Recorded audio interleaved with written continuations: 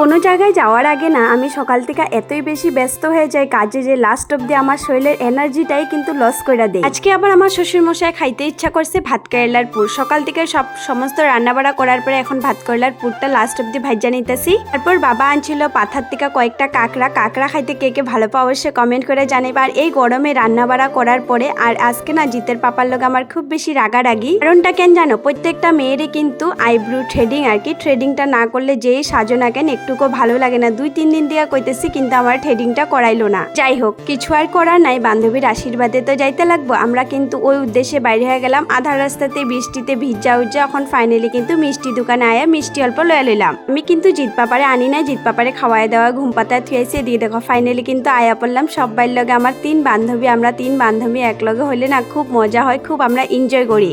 হলে স্পেশাল সময়টা যেই জায়গাটা না একটা মেয়ে যতই তুমি চাও না মনটারে শক্ত করে রাখতে পারবা না। যাই হোক, আমার বান্ধবীর আশীর্বাদ কমপ্লিট করার পর আমরা সবাই মিলে খাওয়া দাওয়া করতে বললাম। সাতুমগর লগেও কি এমন ঘটনা হয় কোনোখানে যাওয়ার আগে? আমার লগে তো এমনও হয়, সবাই মিলে আমরা কথাবার্তা করে খাওয়া দাওয়া